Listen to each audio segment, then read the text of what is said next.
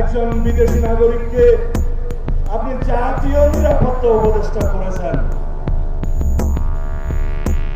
অন্তর্বর্তীকালীন সরকারে যে দুজন মানুষকে নিয়ে একসময় বিএনপি নেতারা সবচেয়ে বেশি চড়াও হতেন, সবচেয়ে তীব্র ভাষায় আক্রমণ করতেন, তারা হলেন তৎকালীন রাজনৈতিক ও নিরাপত্তা বিষয়ক উপদেষ্টা খলিলুর রহমান এবং বিডার চেয়ারম্যান আশিকুর রহমান।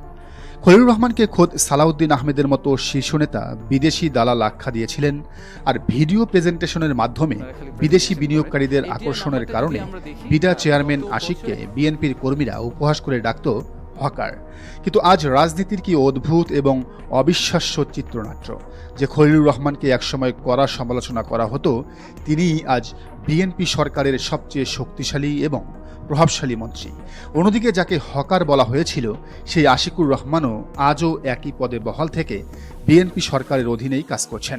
খলিল ও আশিকের এই পুরো ঘটনা একটি চরম বাস্তবতাকে চোখের সামনে স্পষ্ট করে দেয়। রাজনীতিতে বিএনপি মুখে যা বলে, অন্তরে সবসময় তা থাকে না। তবে এবার আসা যাক রাজনীতির সবচেয়ে বড় ও আসল বোমার বিস্ফোরণে। সংবিধান অনুযায়ী পরবর্তী 90 দিনের মধ্যে নতুন রাষ্ট্রপতি নির্বাচন করতে হবে, যা সম্পন্ন করবেন জাতীয় সংসদের নির্বাচিত সংসদ সদস্যরা।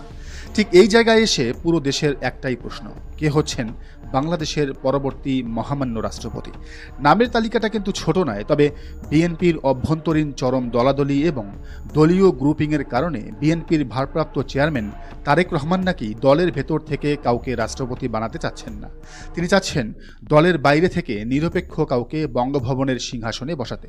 এবার আসুন আসল খবরে। খলিলুর রহমান কিংবা আশিকুর রহমানের মতোই তো প্রধান উপদেষ্টা ডক্টর মোহাম্মদ ইউনূসকে নিয়েও বিএনপির বহু নেতাকর্মী চরম সমালোচনা করেছিলেন। বিএনপির আমলেই তার বিরুদ্ধে মামলা পর্যন্ত হয়েছে।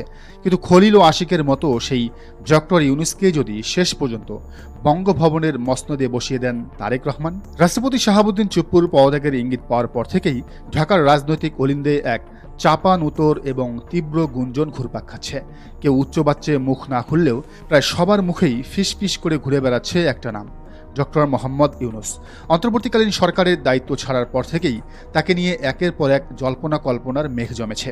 কেউ বলেছিলেন তিনি চিরতরে দেশ ছেড়ে চলে যাবেন, কেউ বলেছিলেন তিনি নীরবে নিজের পুরনো কাজে ফিরে যাবেন, আবার কেউ বলছেন তিনি বঙ্গভবনের দিকে পা বাড়াচ্ছেন। কিন্তু এই গল্পের গভীরে যেতে হলে আমাদের শুরু থেকে বিষয়টিকে বুঝতে হবে। অন্তর্বর্তীকালীন সরকারের মেয়াদের শেষ দিকে একটা রাজনৈতিক মহল বেশ জোরে সোরে প্রচার শুরু করেছিল যে ক্ষমতা হস্তান্তরের পরপরই ডক্টর ইউনূস ব্যাগ গুছিয়ে বিদেশে পাড়ি জমাবেন, কারণ এই সরকারটা ছিল জামাতি সরকার। সামাজিক যোগাযোগ মাধ্যমে একের পর এক গুজব রটানো হচ্ছিল, এমনকি কেউ কেউ দাবি করছিলেন যে তার নাকি বিমানের টিকিটও কাটা হয়ে গেছে। কিন্তু প্রধান উপদেষ্টার পদ থেকে আনুষ্ঠানিকভাবে সরে দাঁড়ানোর পরই ডক্টর মোহাম্মদ ইউনূস নিজে এক ঐতিহাসিক ঘোষণা দিয়ে সব জল্পনা কল্পনার অবসান ঘটান।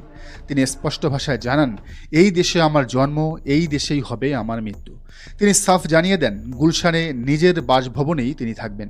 এই এক বাক্য দিয়ে সব অপপ্রচারের মুখে কুলুপ এঁটে দেওয়ার পর আরও বড় এক প্রশ্ন সামনে চলে আসে, দেশ না ছাড়লে তাহলে এখন কি করবেন ডক্টর মোহাম্মদ ইউনূস? আর ঠিক এই জায়গাতেই রাজনৈতিক গুঞ্জন রূপ নেয় এক মহা বিস্ফোরক মোড়ে।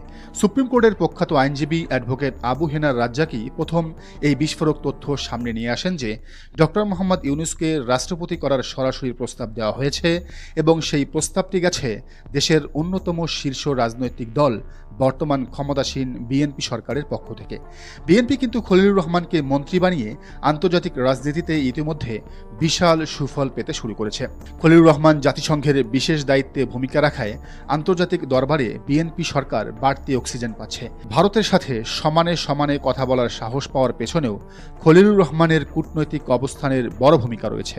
আর সেই খলিলুর রহমানই এখন জোর তাগিদ দিচ্ছেন যাতে ডক্টর মোহাম্মদ ইউনূসকে দেশের নতুন রাষ্ট্রপতি করা হয়। কিন্তু কেন ডক্টর ইউনূসের মতো ব্যক্তিত্বকে রাষ্ট্রপতির আসনে বসাতে এত জোর দিচ্ছে বিএনপি ও কূটনৈতিক মহল? উত্তরটা লুকিয়ে রয়েছে আগামী দিনগুলোতে বিএনপি সরকারের জন্য অপেক্ষা করা বিশাল অর্থনৈতিক ও রাজনৈতিক সমীকরণের ভেতর।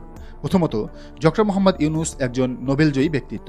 বিশ্বজুড়ে তার যে বৈশ্বিক গ্রহণযোগ্যতা ও ব্যক্তিগত ব্র্যান্ড ভ্যালু রয়েছে তা খুব কম মানুষেরই আছে। তাকে রাষ্ট্রের সর্বোচ্চ পদে বসানো হলে বিশ্ব দরবারে বিএনপি সরকারের এক অভূতপূর্ব আন্তর্জাতিক গ্রহণযোগ্যতা তৈরি হবে। দ্বিতীয়ত, যুক্তরাষ্ট্র এবং ইউরোপীয় ইউনিয়নের শীর্ষ নীতি নির্ধারকদের সাথে ডক্টর মোহাম্মদ ইউনূসের অত্যন্ত ঘনিষ্ঠ সম্পর্ক রয়েছে। আর এই অঞ্চলেই বাংলাদেশের গার্মেন্টস প্রোডাক্ট সবচেয়ে বেশি যায়। তিনি বঙ্গভবনে থাকলে আন্তর্জাতিক পরাশক্তিগুলোর সাথে বিএনপি সরকারের নীতি ও সম্পর্কের পথ সুগম হবে। বাংলাদেশের গার্মেন্টস প্রোডাক্টের উপর যে শুল্ক আছে সেটি প্রত্যাহার করার সুযোগ তৈরি হবে। তৃতীয়ত, বৈশ্বিক অর্থ সংকটের এই সময়ে বিশ্বব্যাংক, IMF কিংবা এডিবির মতো বিশ্ব আর্থিক প্রতিষ্ঠানগুলোর শীর্ষ কর্তাদের সাথে তার ব্যক্তিগত যোগসূত্র রয়েছে। ডক্টর মোহাম্মদ ইউনূস রাষ্ট্রপতি পদে থাকলে জরুরি সাহায্য ও সহজ শর্তে বৈদেশীয় ঋণ পাওয়া বিএনপি সরকারের জন্য অত্যন্ত সহজ হয়ে যাবে। চতুর্থত, আন্তর্জাতিক ব্যবসায়ী ও বহুজাতিক কর্পোরেশনগুলো যে দেশে আস্থা পায় কেবল সেখানেই সরাসরি বৈদেশিক বিনিয়োগ বা FDI করতে স্বাচ্ছন্দ্য বোধ করে। ডক্টর মোহাম্মদ ইউনূস রাষ্ট্রপ্রধান হলে বিদেশি বিনিয়োগকারীদের মধ্যে সেই ভরসার জায়গাটি তৈরি হবে। পঞ্চমত, জলবায়ু পরিবর্তনজনিত ক্ষতি মোকাবেলায় বৈশ্বিক জলবায়ু তহবিল থেকে বিপুল অর্থ ও অনুদান এনে দেশের অর্থনৈতিক ভিত শক্ত করতেও তার পরিচিতি এক মোক্ষম অনুঘটক হিসেবে কাজ করবে। কেবল কূটনৈতিক বা অর্থনৈতিক সুবিধাই নয়, রাজনৈতিক ও কৌশলগত হিসাবও এখানে চরম নিখুঁত। দীর্ঘদিন ক্ষমতার বাইরে থাকার পর বিএনপি যখন সরকার পরিচালনা করছে তখন রাষ্ট্রপ্রধান হিসেবে একজন সর্বজন গ্রাহ্য ও অরাজনৈতিক ব্যক্তিকে রাখা দেশের অভ্যন্তরীণ রাজনৈতিক স্থিতিশীলতার জন্য ভীষণ জরুরি। বিশেষ করে বিএনপি সরকার যখন ভারতকে এড়িয়ে চীন, পাকিস্তান, তুরস্ক বলয়ে ঢুকছে তখন এই বিষয়টি অত্যন্ত জরুরি। 2024 সালের গণ অভ্যুত্থান পরবর্তী বাংলাদেশে যে রাষ্ট্র সংস্কারের জোয়ার এসেছে সেখানে ডক্টর মোহাম্মদ ইউনূসের মতো ব্যক্তিত্বকে রাষ্ট্রপতি করলে আমজনতার মাঝে সরকারের সংস্কার প্রক্রিয়ার প্রতি গভীর আস্থা বজায় থাকবে। এর পাশাপাশি বিশ্বজুড়ে ছড়িয়ে থাকা প্রবাসী বাংলাদেশিদের মাঝেও ডক্টর ইউনূসের ভাবমূর্তি অত্যন্ত উজ্জ্বল, যা ব্যাংকিং চ্যানেলে রেমিটেন্সের প্রবাহ বৃদ্ধিতে ইতিবাচক প্রভাব ফেলবে। শুধু তাই নয়, অতীতের পাচারকৃত কোটি কোটি ডলার ফেরত আনার প্রক্রিয়ায় আন্তর্জাতিক আইনি ও প্রশাসনিক সহায়তা পাওয়ার পথও তার কারণে সহজ হবে। সর্বোপরি দক্ষিণ এশিয়ার বর্তমান টানটান ভূরাজনৈতিক পরিস্থিতিতে এবং বিশ্ব পরাশক্তিগুলোর লড়াইয়ের মাঝে বাংলাদেশকে একটি স্বতন্ত্র ও শক্তিশালী অবস্থানে ধরে রাখতে একজন আন্তর্জাতিক মানের ব্যক্তিত্বকে বঙ্গভবনে রাখাটা হবে অত্যন্ত দূরদর্শী সিদ্ধান্ত।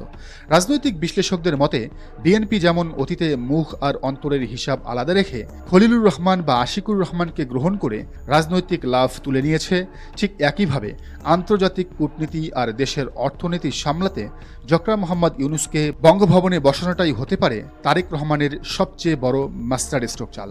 এখন দেখার বিষয়, চুপ্পুর প্রস্থানের পর সব হিসেব নিকেশ মিলিয়ে ডক্টর মোহাম্মদ ইউনূসই বাংলাদেশের পরবর্তী মহামান্য রাষ্ট্রপতি হিসেবে শপথ নেন কিনা, নাকি বিএনপির ভেতরের চাপ এবং বসুন্ধরার মতো কর্পোরেট গ্রুপগুলোর চাপে এই সিদ্ধান্ত থেকে সরে আসেন তারেক রহমান। প্রিয় দর্শক, আপনি কি চান জানার মন্তব্যের ঘরে? আর এই চ্যানেলে নতুন হলে অবশ্যই সাবস্ক্রাইব করুন এবং বেল আইকনটি বাজিয়ে রাখুন।